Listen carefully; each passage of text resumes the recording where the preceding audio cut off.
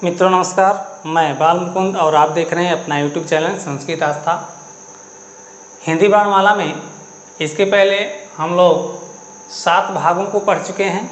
आज ये हिंदी वर्णमाला का 8वां भाग है और इसके पहले के 7 भागों में हमने हिंदी वर्णमाला के केवल स्वर वर्णों का अध्ययन किया है, केवल स्वर वर्णों को पढ़ा है। कई भाग हो गए हैं, कई वीडियो हो गए हैं, लेकिन हमने इन 11 अक्षरों को बहुत ही विस्तार से पढ़ा है। और आज वर्णमाला के 8वें भाग में हम लोग व्यंजन वर्णों को पढ़ने जा रहे हैं, व्यंजन वर्णों की शुरुआत करने जा रहे हैं और इसको भी हम लोग बहुत ही बारीकी से, बहुत ही विस्तार से इसका अध्ययन करेंगे। तो आइए शुरुआत करते हैं व्यंजन वर्णों की। तो ये आप देख रहे हैं, आपके सभी व्यंजन वर्ण हैं और इसमें आप देख रहे होंगे कि प्रत्येक अक्षर के नीचे एक आड़ी तिरछी रेखा है जिसे हलंत कहा जाता है। ये प्रत्येक अक्षर में हलंत लगा हुआ है। अब आप सोच रहे होंगे कि हम किताबों में जो हिंदी वर्णमाला देखते हैं कक्षा 1 की या किसी भी क्लास की, उसमें तो ये हलंत नहीं लगा होता है। यहाँ ये हलंत लगाकर क्यों लिखा गया है? तो मित्रों आपको बता दें, वास्तव में व्यंजन का वास्तविक वर्ण केवल व्यंजन वर्ण यही होता है। हलंत यदि ना लगाएं तो वो व्यंजन का वर्ण नहीं होगा, उसमें कोई ना कोई स्वर मिल जाएगा। इसके पहले आप लोगों ने व्यंजन वर्ण की परिभाषा बार बार पढ़ी होगी, किताबों में सुनी होगी कि ऐसा वर्ण जिसको बिना किसी स्वर वर्ण की सहायता से ना बोला जा सके वही व्यंजन वर्ण होता है। लेकिन आज हम इस परिभाषा को सबसे पहले आपको समझाएंगे कि ऐसी परिभाषा क्यों बना दी गई, ऐसा क्यों कह दिया गया व्यंजन के वर्णों को कि इसको बोलने के लिए किसी दूसरे वर्ण, किसी स्वर वर्ण की आवश्यकता पड़ती है। मित्रों, वास्तव में हम कोई भी ध्वनि बोलते हैं, कोई भी आवाज़ अपने मुख विवर से निकालते हैं तो वह कोई ना कोई स्वर होता है। हमारा जो वाग यंत्र है, हमारा जो बोलने का सिस्टम है, उस सिस्टम में केवल इन स्वरों को बोला जा सकता है। इन स्वरों के अलावा और किसी भी वर्ण को नहीं बोला जा सकता है। जैसे आप अपने मोबाइल में कुछ सॉफ्टवेयर, कुछ एप्लीकेशन डाउनलोड करते होंगे तो वो बता देता है कि आपके सिस्टम में ये चलने लायक नहीं है। ठीक उसी प्रकार हमारा जो बोलने का यंत्र है, जो वाग यंत्र है, वो ऐसा सिस्टम है जिस सिस्टम में केवल इन 11 स्वरों को स्वीकार किया गया है, बाकी और किसी ध्वनि को स्वीकार नहीं किया गया है। तो इस प्रकार इस सिद्ध होता है कि हम कोई भी ध्वनि बोलेंगे तो कोई ना कोई इसी में से कोई एक स्वर होगा। इसके लिए तमाम कहावतें बोली जाती हैं देहातों में, शहरों में, हर जगह कि ऊंचे स्वर में हमसे बात मत करिए, किस स्वर में आप बात कर रहे हैं, या देहातों में किस सुर में आप बात कर रहे हैं। ये बार बार बोला जाता है। ये मुहावरा है, लोकोक्ति है, कुछ और अर्थ देता है, लेकिन इसका वास्तविक अर्थ समझा जाए तो कहने वाला कहता है कि किस स्वर में, यानी इसमें से किस स्वर में आप बात कर रहे हैं, किस स्वर को आप बोल रहे हैं। बोल तो सकते हैं इसी को, इसके अलावा इस व्यंजन के अक्षर को बिल्कुल भी नहीं बोल सकते हैं, इसको हम बोल ही नहीं सकते हैं। अब आपको बताते हैं कि इस तरह हलंत लगाकर किसी भी क्लास की किताब में क्यों नहीं लिखा होता है, क्यों हलंत को हटाकर लिखा जाता है। तो मित्रों, अपने विचार को दूसरों तक पहुंचाने का 3 प्रमुख माध्यम होता है। एक माध्यम होता है कि अपने विचार को हम लिख करके किसी दूसरे तक पहुंचा दें, वो पढ़ करके हमारे विचार को जान ले। दूसरा जो माध्यम होता है वो होता है सांकेतिक, हम संकेत से कुछ बता दें बिना कुछ लिखे। और जो तीसरा माध्यम होता है वो होता है बोलकर। जी हाँ, अपने विचारों को बोलकर दूसरे को बता देना, जैसा कि अभी मैं आप सबको अपने विचारों को बोल करके बता रहा हूँ, जिसे मौखिक भाषा का नाम दिया गया है। तो शिक्षा शास्त्रियों ने सोचा, शिक्षाविदों ने सोचा कि ये जो व्यंजन के अक्षर हैं, इनको यदि हमको बोलकर किसी को बताना हो, किसी को सुनाना हो, या फिर इन अक्षरों का, इन व्यंजन वर्णों का प्रयोग करके हमें अपने विचारों को किसी दूसरे को बताना हो, तो इसको हम बोलेंगे कैसे? क्योंकि हमारा जो सिस्टम है, जो वाग्यंत्र है, जो बोलने का एक सिस्टम है, वो इन अक्षरों को बिल्कुल नहीं स्वीकार करता, वो इन अक्षरों को बोल ही नहीं सकता है, इनका उच्चारण हम कर ही नहीं सकते, इनको प्रोनाउंस नहीं कर सकते हैं। तो शिक्षा शास्त्रियों ने सोचा भाई करना तो है, क्योंकि इसको लिख कर बताना होगा तो बता देंगे, सांकेतिक बताना होगा संकेत करके बता देंगे, लेकिन यदि बोल करके मौखिक भाषा के तहत इसको बताना होगा तो कैसे बताएंगे? तो फिर शिक्षा शास्त्रों में इनमें एक स्वर जोड़ करके, क्योंकि स्वर हम बोल सकते हैं, कोई भी स्वर इनके साथ मिला दिया जाएगा तो उसी की सहायता से हम इसको बोल लेंगे। इसीलिए शब्द में एक छोटा आ स्वर मिला करके सबको लिख दिया है, ताकि बच्चे उसको पढ़ सकें या कोई भी उसको पढ़ सके। और वो स्वर नहीं मिला रहेगा तो कोई उसको पढ़ ही नहीं पाएगा, और किताब किस काम की जब उसको कोई पढ़ ना पाए। तो इस प्रकार इसमें प्रत्येक अक्षर में एक स्वर मिला दिया गया है ताकि आप उसे पढ़ सको, लेकिन वास्तव में ये हलंत वाला अक्षर ही, हलंत वाला व्यंजन का अक्षर ही वास्तविक व्यंजन वर्ण है। वास्तव में ये केवल और केवल व्यंजन का वर्ण है, इसमें कुछ मिला हुआ नहीं है। वैसे ही जैसे कोई व्यक्ति कोई काम कर रहा हो, व्यक्ति कमज़ोर हो और काम बहुत ही ज़बरदस्त हो, उस काम को करने में वह व्यक्ति सक्षम ना हो तो होता क्या है, वह व्यक्ति किसी दूसरे सक्षम व्यक्ति की सहायता लेकर के उस कार्य का संपादन कर देता है, उस कार्य को सुचारू रूप से संचालित कर देता है। उदाहरण के लिए मैं इस कलम को खोल रहा हूँ और नहीं खोल पा रहा हूँ, मैंने किसी और दूसरे को बुलाया जो कि इस कलम को खोल सकता है मेरे साथ मिलकर, तो उसने भी पकड़ा, मैंने भी पकड़ा और दोनों लोगों ने पकड़ करके इस कलम को खोल दिया तो कार्य का संपादन हो गया। ठीक उसी प्रकार इन वर्णों को बोला नहीं जा सकता है, ये बोलने लायक हो, इसलिए इनको एक स्वर की सहायता प्रदान की गई और इनमें एक स्वर मिला दिया गया तो ये बोलने लायक हो गया। आइए इसको जरा सा हम लोग समझते हैं दूसरे प्रकार से। व्यंजन के इन अक्षरों में से कोई अक्षर हमको बोलना हो तो इसमें से कोई भी स्वर हम मिला सकते हैं। आइए समझते हैं कैसे किसी स्वर को मिला सकते हैं। एक अक्षर को हम लोग लेते हैं अभी उदाहरण के तौर पर का। ये शुद्ध व्यंजन का है, इसको ऐसे लिखिए चाहे ऐसे लिखिए, ये दोनों एकदम एक समान हैं। और इनमें यदि हम छोटा आ मिलाते हैं तो मिलने के बाद का रूप ऐसा हो जाता है। इससे हमको एक बात समझ में आती है कि जब व्यंजन के इस अक्षर में कोई भी स्वर मिलता है तो ये हलंत हट जाता है या ये अक्षर पूरा हो जाता है। कोई स्वर मिलता है तो इसमें हमने छोटा आ को मिलाया और ये इस प्रकार से इस अक्षर के नीचे का हलंत हट गया। बात करते हैं बड़ा आ की, तो इसी अक्षर में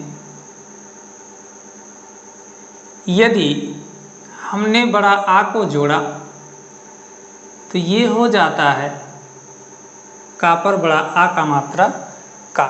चूँकि आप जानते हैं कि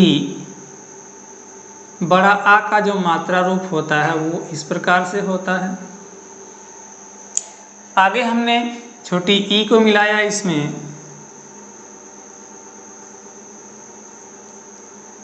इस प्रकार से, तो ये आपका इस प्रकार हो गया। आप देख रहे हैं किसी में अब हलंत नहीं लगा है। हलंत का लगना ना लगना ही दर्शाता है कि इसमें कोई स्वर मिल गया है, और अब इसको हम धड़ल्ले से बोल सकते हैं, कोई दिक्कत नहीं है। इसको का बोल सकते हैं, इसको का बोल सकते हैं, इसको की बोल सकते हैं, प्रत्येक व्यंजन को बोल सकते हैं क्योंकि इसमें एक स्वर जुड़ गया है। इसी प्रकार का में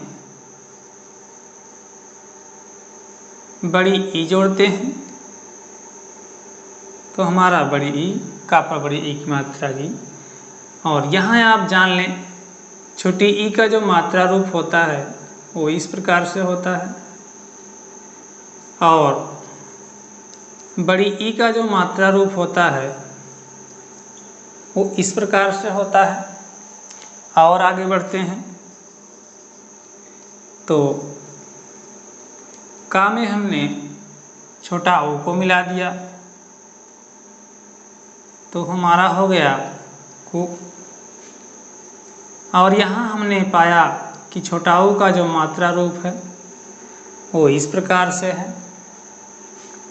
आगे बढ़ते हैं, का में बड़ा ऊ को मिला दिया तो कू हो गया। इस प्रकार हमने जाना कि बड़ा ऊ का ये मात्रा होता है। इसी प्रकार यदि हमने का में री को मिला दिया तो का पढ़ने योग्य हो गया और इसको पढ़ा जाएगा क्री। और आप जानते हैं कि री का मात्रा रूप कुछ ऐसा होता है। तो यहाँ तक इन बातों को समझने के बाद हम ये कह सकते हैं कि किसी भी मात्रा में इस प्रकार से कोई स्वर लगा हो, बड़ी की मात्रा, ऊ का मात्रा, ऊ का मात्रा, री का मात्रा, कोई मात्रा लगा हो स्वर का, यानी उसमें स्वर जुड़ा हुआ है और हम उसको जान सकते हैं। लेकिन बहुत ही महत्वपूर्ण ध्यान देने योग्य बात है कि इस अक्षर को जब हम देखते हैं तो इसमें हमको कोई भी मात्रा रूप नहीं दिखाई पड़ता है, एकदम केवल और केवल का दिखाई पड़ता है। इसी को हमको समझना है कि इस प्रकार से कहीं का लिखा हो, उस का के नीचे कोई व्यंजन कोई हलंत ना लगा हो, इसका मतलब उसमें एक स्वर का अक्षर मिला हुआ है। भले ही हमको इस प्रकार से कोई मात्रा उसमें लगी हुई नहीं दिखाई पड़ रही है, फिर भी उसमें छोटा आ स्वर मिला हुआ है। इस तरह से किसी अक्षर को देखकर ही हम जान लेंगे इसमें छोटा आ मिला हुआ है, क्योंकि छोटा आ का अपना कोई मात्रा रूप नहीं होता है।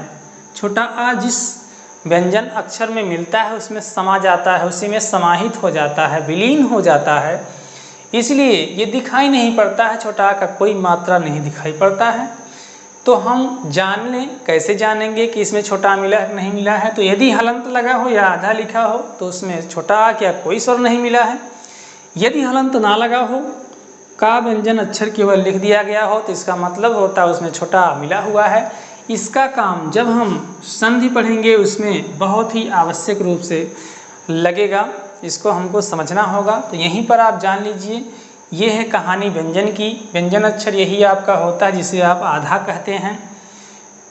इसे बोल नहीं सकते, इसीलिए इसको दर्शाने के लिए इसके आगे आधा बोल देते हैं। इसको आधा कह के हम प्रदर्शित करते हैं, बोलते हैं, और आधा कह के बता देते हैं कि ये व्यंजन का अक्षर। जैसे हमने आपसे कहा आधा का, इसका मतलब हमने व्यंजन का केवल का बोला है। अब केवल का व्यंजन का हम बोल नहीं सकते, इसलिए उसके पहले हम आधा लगाते हैं। आधा क्यों बोलते हैं? वास्तव में कोई वर्ण आधा नहीं होता, कोई वर्ण पूरा नहीं सभी वर्ण पूरे होते हैं, कोई वर्ण आधा नहीं होता है। आधा इसके पहले इसलिए बोलते हैं क्योंकि इसकी मात्रा आधी होती है। जी हाँ, प्रत्येक व्यंजन वर्णों की मात्रा आधी होती है। स्वर में आपने पढ़ा था, छोटे स्वर ह्रस्व स्वर की मात्रा 1 होती है, दीर्घ स्वर की मात्रा 2 होती है, पुल्ल स्वर की मात्रा 3 होती है, लेकिन इस व्यंजन वर्ण की मात्रा आधी होती है। आधी मात्राओं वाला अक्षर, इसलिए इसको आधा कह के पुकारा जाता है। आधा का, आधा खा, आधा गा, आधा घा। और आधा घा का मतलब आधा नहीं, आधा घा, आधा का या आधा कोई अक्षर का मतलब होता है वो शुद्ध शुद्ध केवल व्यंजन का अक्षर। तो ये बात समझना बहुत ही आवश्यक होता है। आगे बढ़ने से पहले ये जान लेना हमको बहुत ही ज़रूरी होता है। तो हमने जाना कि इस प्रकार किसी भी व्यंजन अक्षर में कोई स्वर मिला हो तभी उसको हम बोल सकते हैं। तो सब में कोई स्वर मिला है, सबको तो आप देख के पहचान लेंगे, लेकिन ये छोटा आ का मात्रा जिसमें मिला होता है वो दिखाई नहीं पड़ता, लेकिन हलंत ना लगा हो तो हम जान लेंगे कि इसमें छोटा आ मिला हुआ है। तो इस प्रकार और आगे हमने नहीं लिखा। इसी प्रकार ए का मात्रा, आय का मात्रा, ओ का मात्रा, औ का मात्रा लगता है, आप इसको जान ही रहे हैं। तो हम अब आगे बढ़ते हैं और आगे कुछ और चर्चा करते हैं व्यंजन वर्णों के बारे में। तो इसे मैं अभी मिटा देता हूँ और व्यंजन वर्णों को इस बार हम बहुत ही विस्तार से पढ़ेंगे, इतने विस्तार से कि इसे हमें रटने की कोई ज़रूरत ना पड़े, रटने की कोई आवश्यकता ना हो। सभी तथ्य पढ़ने से ही अपने आप हमको याद हो जाएं, ऐसा हमको पढ़ना है, ऐसा हमको ध्यान देके इसमें विचार करना है। तो वीडियो को लास्ट तक देखिएगा और यदि इसके पहले के भागों को आपने नहीं देखा है तो इसके पहले के भागों को ज़रूर देख लीजिएगा। एक बार देख लेंगे तो दोबारा पढ़ने की या देखने की कोई ज़रूरत नहीं है। एक बार ध्यान से इसके पहले के 7 भागों को देखिए जिसमें केवल स्वर वर्णों का अध्ययन किया गया है। तो आइए व्यंजन वर्णों में आगे बढ़ते हैं और देखते हैं क्या कुछ नया हमारे लिए। तो व्यंजन की सीधी सादी परिभाषा है। परिभाषा आपको याद ही नहीं करनी है, आप स्वयं समझ गए होंगे कि ऐसा वर्ण जिसको बोलने के लिए किसी दूसरे स्वर वर्ण की सहायता की आवश्यकता हो उसे ही व्यंजन कहते हैं।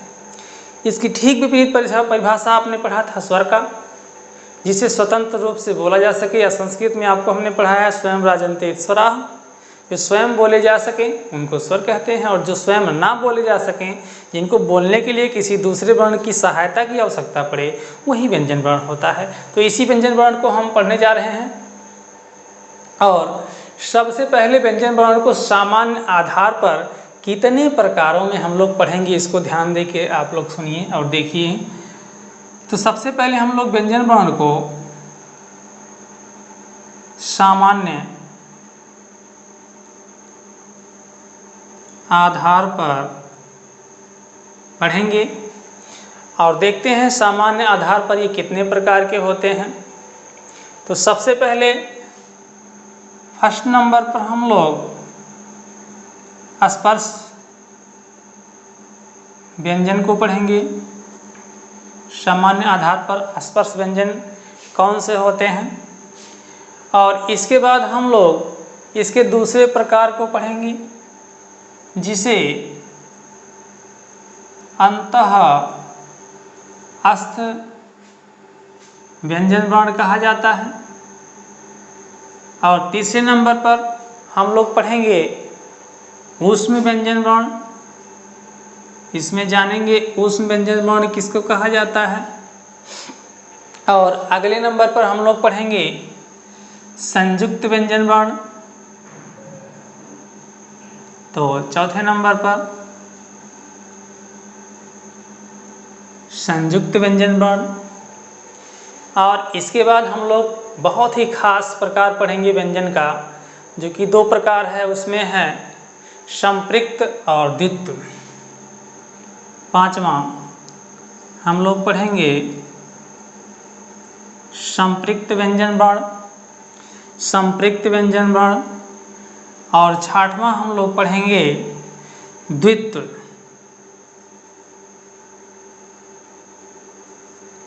6वां हम लोग पढ़ेंगे द्वित्व व्यंजन वर्ण, या इसी को युग्मक भी कहा जाता है। दूसरी भाषा में युग्मक भी कहा जाता है।